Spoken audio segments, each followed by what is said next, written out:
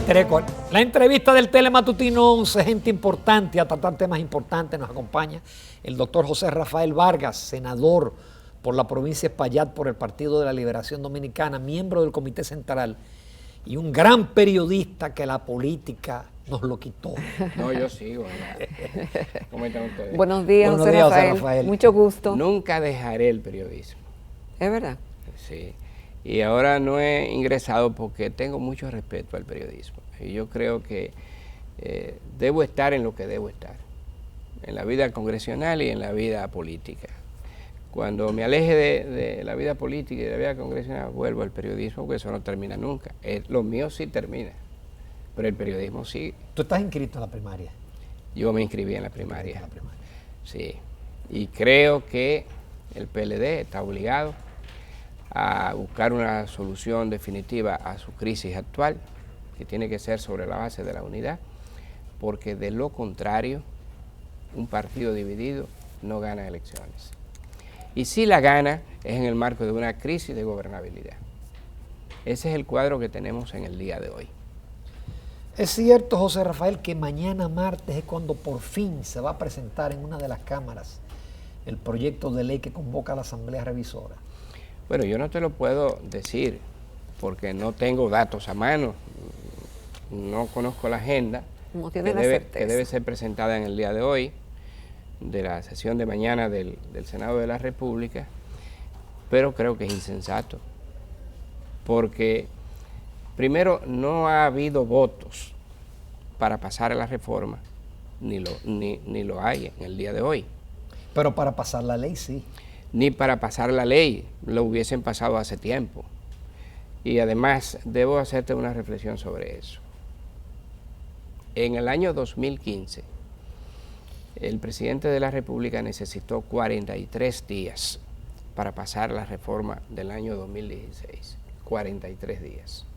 Para alguien dice que ahora eso se hace en 7 días. Y yo debo decirte que esta semana quedan solamente 2 días. ¿Cómo así? Lo que se tomó 43 días en el 2016 se va a hacer en 2 días. Bueno, porque la sesión del Senado está convocada para mañana, que estamos a 23. Es decir, 3 días antes del vencimiento de la presente legislatura. El viernes se vence la legislatura.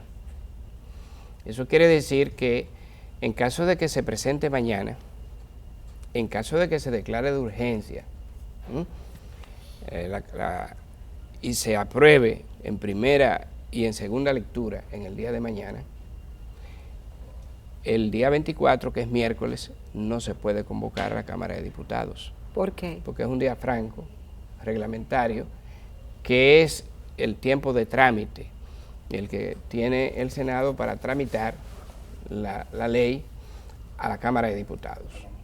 Y si se comienza a conocer, ¿ese no sería un argumento para extender la legislatura? Bueno, entonces lo que te quiero decir es, se convocaría a la Cámara el jueves, pero el jueves solamente se conocería en primera lectura.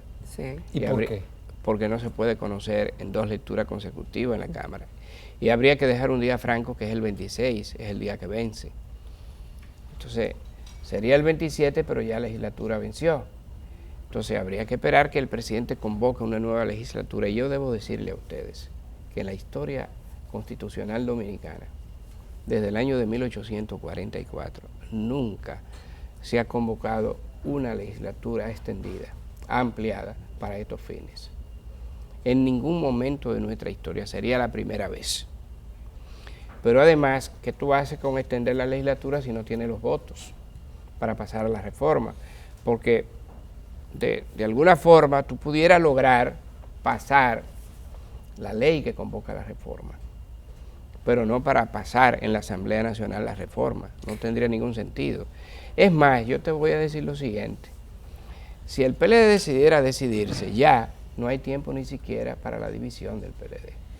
¿Cómo así? Pero, porque los plazos no dan. Tú tienes plazo que tienes que irlo cumpliendo. El 23 de agosto hay que presentar las candidaturas. El 22 de agosto. El 22 de agosto, justo un mes. Entonces, bueno, yo digo que es insensato tú presentar la reforma o la ley que convoca la reforma en el día de mañana, si tú sabes que no hay condiciones, porque en el año 2015 no hubo ningún tipo de dificultad. El PLD se puso de acuerdo. Ahora, José Rafael, entonces todo parecería indicar de que no va a haber tal presentación, porque si el tiempo no da, y lo sabes tú que eres legislador, lo deben saber los otros también que son legisladores.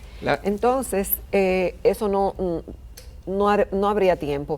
Si no hay tiempo para eso, entonces, ¿qué es lo que sigue en el guión de aquí en adelante? Bueno, es que hay dos guiones.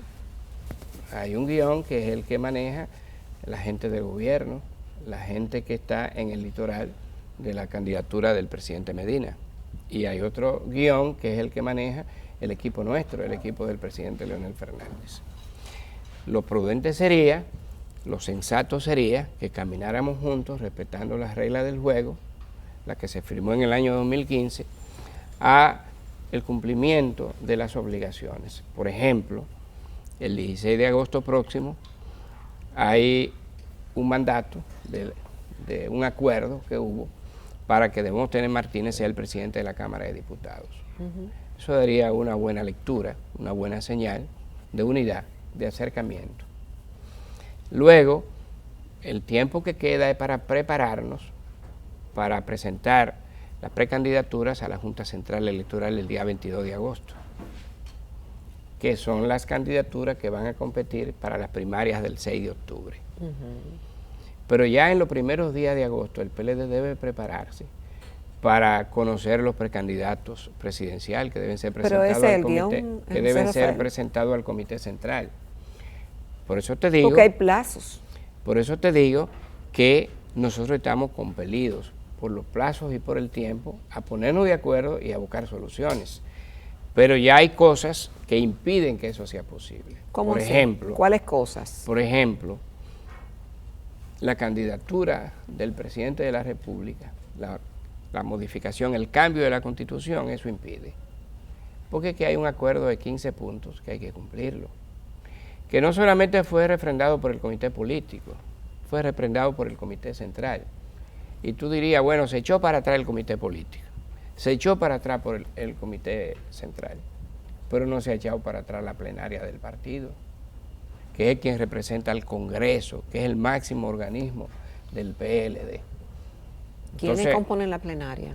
La plenaria son los principales dirigentes del PLD, comité central, comités intermedios, etcétera, que son los que realmente representan el Congreso. Fueron los que se reunieron recientemente. Sí, una reunión reciente para ratificar los acuerdos estatutarios. Entonces, bueno, eso tú no tienes tiempo para de nuevo cambiarlo. Entonces, pero sí deben ser respetados esos acuerdos. Pero además, yo lo que digo es lo siguiente: si el país va bien, si la economía va bien, si el gobierno va bien, ¿por qué hay que dañarlo? ¿Por qué hay que crear una crisis en el país?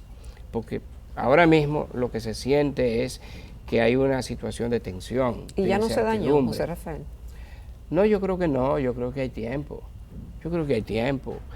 No hay necesidad de que la política lo dañe todo. O sea, tenemos tiempo para reflexionar y para encauzar, para tomar rienda y llegar a puntos que sean flexibles y que conduzcan a que el PLD no viva la misma historia que vivió el PRD o que vivió el Partido Reformista. Fíjate a dónde llega el PRD, a decir somos bisagra, no de otro partido, de un hombre. Eso es una cosa inconcebible en la historia dominicana. Inconcebible. El partido que llegó a ser mayoritario por más de 30 años en este país. Y lo mismo pasa con el Partido Reformista. Es una situación que uno se ve en ese espejo y dice, el PLD va a llegar a ese extremo por el gusanillo de siempre, el gusanillo de la ambición. Yo creo que no. Porque ¿cuál es la historia de los últimos 40 años en la República Dominicana? El presidente Antonio Guzmán cumplió y entregó democráticamente, no quiso reelegirse, pese a que hubo atisbos, hubo gente que propició la reelección del presidente. Y él podía reelegirse. Podía reelegirse. Un hombre de tanta dignidad y de tanto honor que prefirió darse un tiro en el palacio, para no vivir el deshonor de su familia. El presidente Salvador Jorge Blanco cumplió, no se religió. En esa primera etapa el PRD cumplió. Luego tú tienes al doctor Balaguer, nunca modificó la Constitución. La del 66 fue la de siempre, él no la modificó, porque él era reeleccionista. Él la cumplió. De manera que no se puede criticar al doctor Balaguer. ¿Quiénes son los dos que modifican la Constitución en la etapa democrática? Hipólito Mejía en el año 2013. ¿Cómo terminó? ¿Cómo fue su gobierno? Y en el año 2015, el presidente Danilo Medina. Son los únicos dos. Entonces, ¿y la del 2010? Porque usted no la mencionó. No, porque ese fue un acuerdo nacional de todos los intereses y no fue para fines electorales. Pero tocó ese tema. No, el PRD, a través de Miguel Vargas, propuso volver a la Constitución de antes de Hipólito Mejía, porque ellos eran antirreeleccionistas. Y esa fue la gran discusión del año 2010. Y para que se pudiera modificar la Constitución, el PLD y el gobierno, encabezado por el presidente Fernández, aceptaron esa propuesta. Pero la mejor demostración de que a Leonel no le interesaba eso fue que él no propició su reelección en el año 2012, como no la propició en el año 2000. Es decir, respetó los mandatos constitucionales. Y si fue a la reelección en el año 2008, fue porque el presidente Mejía propició ese cambio en la Constitución. O sea, nunca modificó la Constitución para reelegirse. Lo que quiere decir que cuando usted deja vencer el tiempo de su mandato para cambiar la Constitución y beneficiarse a sí mismo, es lo que puede pasar con la ampliación de la legislatura. Es decir, muy bien, usted puede decir, bueno, ya el Congreso abrió este capítulo que debe cerrarse del tema de la reforma. Pero yo voy a emitir un decreto ampliando la legislatura para beneficiarme yo mismo. Eso no está permitido. Primero, es ilegítimo. En segundo lugar, es inmoral. Y por vía de consecuencia, el país que hoy está exigiendo un adecentamiento de la vida pública no puede caer en esa trampa. Es decir, Leonel Fernández, Antonio Guzmán, Salvador Reyes Blanco, etcétera, respetaron el mandato de la Constitución y nunca modificaron para reelegirse. Leonel no lo hizo en el 2000 pese a la insistencia del doctor Balaguer y a la insistencia del presidente del Senado que le decía póngase los pantalones. Y en el año 2012 ustedes recuerdan la agitación que hubo. Leonel dijo que no, que era respetuoso de la Constitución de la República. Y desde el año 2008 Leonel comenzó un proyecto de desarrollo institucional, creando los estamentos que hacía falta en la República Dominicana para modernizar el aparato del Estado, Tribunal Constitucional, Tribunal Superior Electoral, fortalecimiento de la Contraloría, fortalecimiento de la Cámara de Cuentas, es decir, todos los estamentos, independencia del Ministerio Público, Consejo del Poder Judicial, Consejo del Ministerio Público, todo eso fue la Constitución. La reforma de la Administración Fiscal. La reforma completa de la Administración, todo eso fue en la Constitución del año 2010. Los derechos fundamentales, las garantías. Bueno, y ahí el PRD de soslayo metió el tema de volver a la etapa de antes del 2004, un periodo sin reelección. Y lógicamente, Leonel siempre ha sido partidario del sistema norteamericano. Esa fue la gran discusión. No quiso el PRD, no firmaba el cambio de la Constitución si no se le aprobaba, por su actitud antirreeleccionista, que ahora la variaron. Bueno, se aceptó, pero ¿quién varió después eso? ¿Quién lo varió? Lo varió Danilo Medina en el año 2015. Entonces, tenemos que ser respetuosos de los mandatos constitucionales porque un país que no tiene un Estado de Derecho es un país que no respeta su vida institucional y por vía de consecuencia su democracia se vuelve endeble, frágil. Vamos a una breve pausa, José Rafael Vargas. Volvemos en unos minutos porque todavía nos quedan muchos temas de interés con el senador PLDista por la provincia de Espaillat. Continuamos esta mañana en Telematutino 11 conversando con el doctor José Rafael Vargas, senador de la provincia de Espaillat del Partido de la Liberación Dominicana. José Rafael, después de esta semana, ¿cómo se dará o si tú crees que se puede dar un proceso de unificación? Porque tú hablabas anteriormente de que dividido el partido podría perder las elecciones, pero la unificación deberá ser real. Y después de tantas agresiones de ambas partes y cosas que se han dicho que de ser cierta deja mucho que desear del partido y de la clase política dominicana. Entonces, ¿cómo se va a dar ese proceso si es que se puede dar? Sí, yo estoy de acuerdo contigo. Yo creo que en los litorales del PLD hay gente que se excede en los ataques, en los insultos. Y yo nunca creo en la guerra política de insultos, en las malquerencias. Yo creo en la necesidad del entendimiento, del diálogo. Yo creo en la necesidad de que se respeten los acuerdos, los pactos, pero sobre todo que se respeten las normas que tú has creado, que son institucionales. Yo siento que el liderazgo del PLD es maduro y tiene condiciones sobradas para ponerse por encima de las adversidades y por encima de las circunstancias. Y que llegado el momento habrá freno a toda esa situación y que podrán llegar a algún tipo de acuerdo que necesariamente pasa por el respeto al mandato de la Constitución, porque no hay posibilidad de acuerdo y respetando la Constitución. Pero aquí dijo alterando el y modificando la Constitución a última hora. Mira, o sea, aquí mismo dijo el doctor Almeida que no hay ningún acuerdo. ¿Cuál acuerdo tiene que haber? Que no habrá ninguno. Pero el punto de vista mío es que el PLD necesariamente debería buscar algún tipo de entendimiento, que ese entendimiento debe llevarlo a la unidad para escoger los mejores candidatos en cada provincia. ¿Cómo podrá hacer eso, José Rafael? El liderazgo mayor. El liderazgo mayor está compuesto por Leonel Fernández y por Danilo Medina. Ellos solos, mutus propios. De lo contrario, sería repetir la historia, porque ya eso lo hemos vivido. ¿Cuál es la historia? La historia que vivió el PRD. El PRD se desgarró en una lucha interna, que no solamente lo llevó a la destrucción de su partido, a la pérdida del poder, sino a la destrucción personal de cada uno de sus líderes. ¿Cuál es la historia? ¿Dónde terminó Peña Gómez? ¿Dónde terminó Jacobo Magluta, Jorge Blanco, sus esposas y finalmente Atuey de Camps? Es una historia terrible que el PLD no debe vivir por lucha innecesaria. Realmente nosotros tenemos que acostumbrarnos a que las leyes son para cumplirlas. Y si en un proceso institucional perdemos el poder, bienvenido sea, y que venga la oposición, pero no desangrándonos nosotros en lucha interna, innecesaria, por apetencias personales, por intereses, por ambiciones. ¿Cómo es posible que a nosotros nos esté picando el gusanillo de Lilis o de Trujillo, o de Moncácer y Horacio Vázquez, de Báez y de Santana?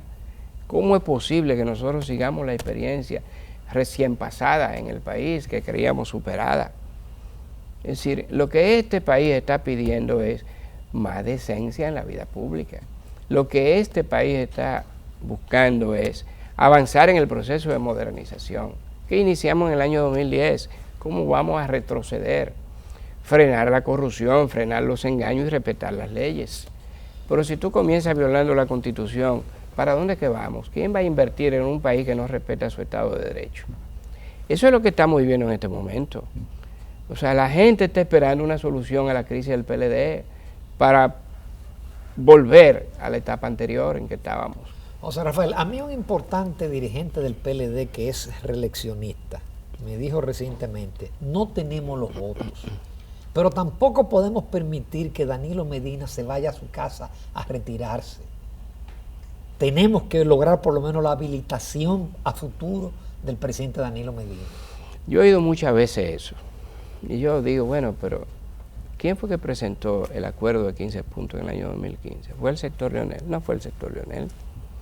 ¿Quién fue que planteó el problema de la reforma en Juan Dolio en el año 2013? No fue el sector Leonel. Ustedes saben quién fue. ¿Quién fue que discutió todo esto en el comité político? ¿Y por qué no lo plantearon en ese momento? El tema de la habilitación. ¿Por qué pusieron el artículo 20?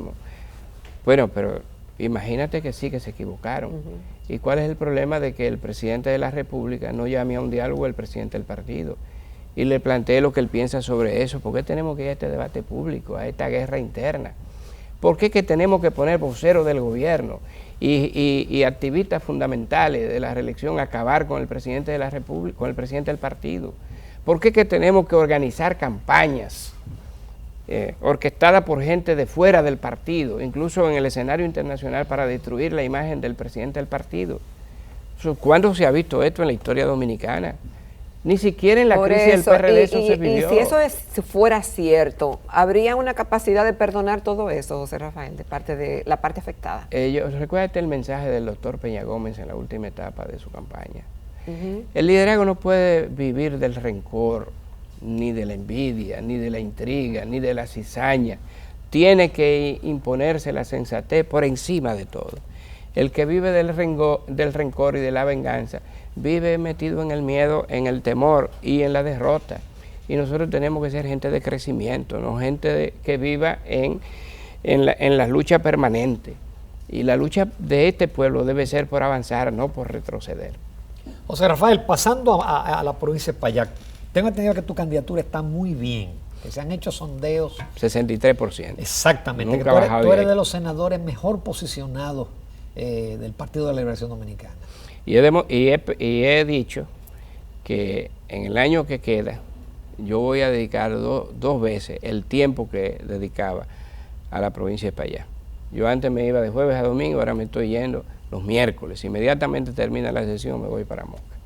Tengo 15 y 20 actividades todos los fines de semana en la provincia de Payac. ¿Y en qué consisten esas actividades? Yo tengo 44 programas de toda naturaleza. Yo dedico 3 días a la labor legislativa.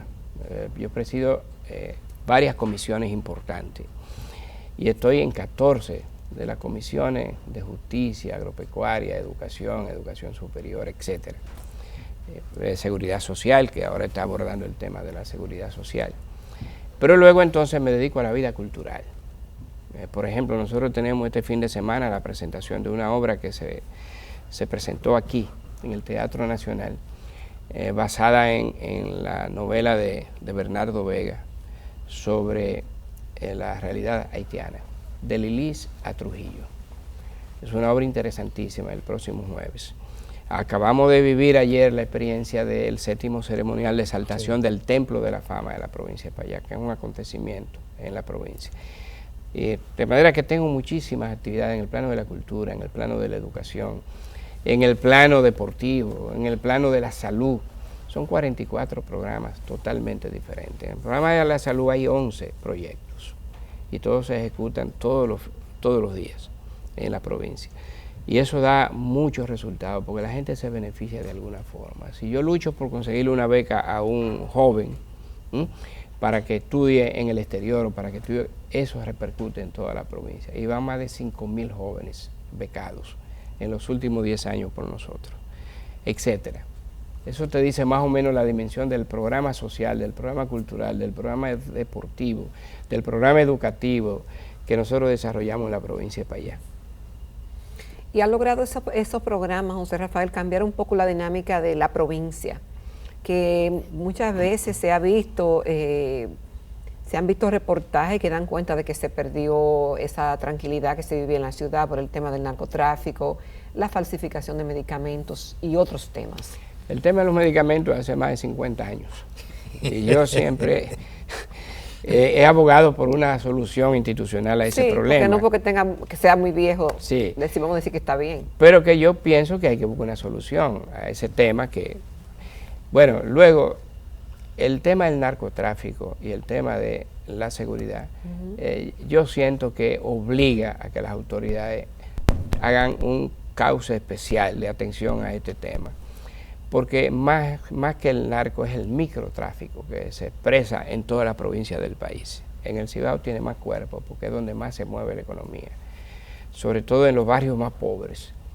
Y yo siento que la autoridad en este momento está haciendo esfuerzos extraordinarios. Tenemos un magnífico fiscal, un efectivo coronel de la policía que está haciendo su papel. Y yo siento que el control se ve en el patrullaje policial, en los controles que se están poniendo en todas partes. Pero yo creo que hay que seguir fortaleciendo en Gaspar Hernández, por ejemplo, en Jamao, donde la delincuencia, sobre todo en la zona de Jobarriba y de Veragua, se expresa muy constantemente. Yo creo que esa es una de las grandes preocupaciones que tenemos en la provincia de Payac. Cómo garantizar la seguridad pública, cómo hacer que la gente se sienta confiada cuando sale después de las 9 de la noche de su casa. Y yo siento que esa es una de las grandes tareas que tiene el país, no solamente en la provincia de Payás, sino en todas las provincias del país. La inversión gubernamental, ¿cómo ha sido en la provincia? Bueno, ha sido buena. Se ha manifestado en la reparación de caminos, de calles, de carreteras.